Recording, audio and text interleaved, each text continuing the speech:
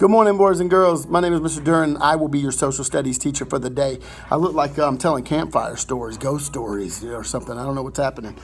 Today, I'm going to show you a picture that I drew during my first academic. If you're like me, sometimes notes don't fully tell you exactly what you're supposed to learn, and you got to see something visual. So I drew this picture. It's not the most beautiful thing in the world.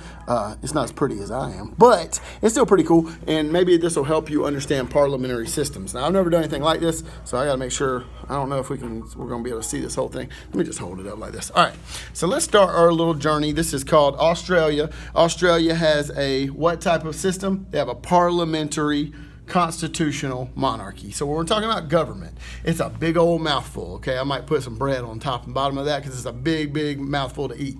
But it says what type of government? Parliamentary, which is tricky for y'all. Constitutional, because they have a constitution that gives them laws and rights and freedoms. And monarchy, because they still have a little tie to the crown, okay? So parliamentary is where we're going to start.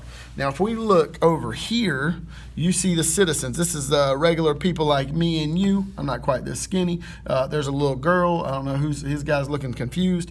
It says citizens like you and me, okay? We're regular people. How do citizens interact in a parliamentary system? Well, I'm going to tell you. They vote, okay? Wow. Parliamentary. It's one of two types of democracy, presidential and parliamentary. You know presidential pretty well. Now parliamentary is what you got to get. Do the citizens vote directly for the prime minister? No, they do not. No, they do not. They do not vote directly for the prime minister. Do we vote directly for a president in a presidential? Yes, we do.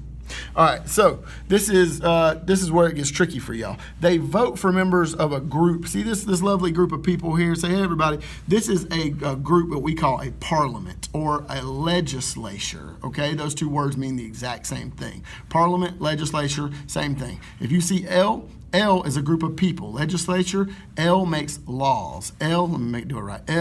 L makes laws, okay?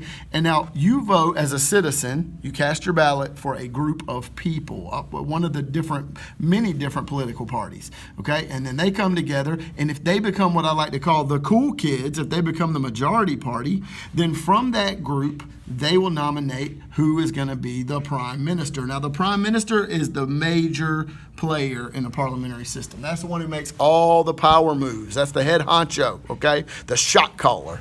And if you notice, the blue-haired guy, that's supposed to be him down there. He gained some weight going on. But that was him. He was in that group that you voted for, and then he becomes, from that group arises the prime minister, who is the real leader. Now, you also have this queen over here, okay, because she's still a big player because of their historical ties to Great Britain.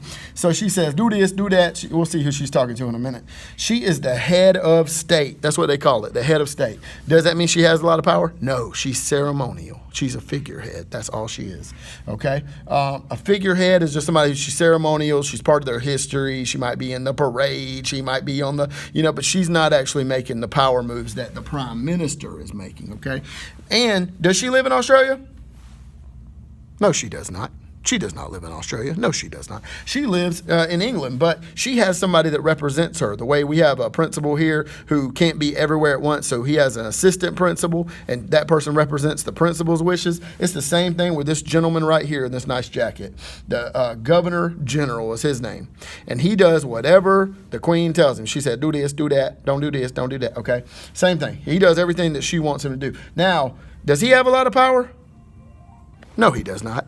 No, he does not have a lot of power. Because if she doesn't have a lot of power, then, and she's telling him the moves to make, then his moves don't really go that far. So we got to remember, prime minister comes from the parliament or legislature that becomes the majority party, and he is the guy with all the power, okay? And that's how it works for citizens. All right, cool.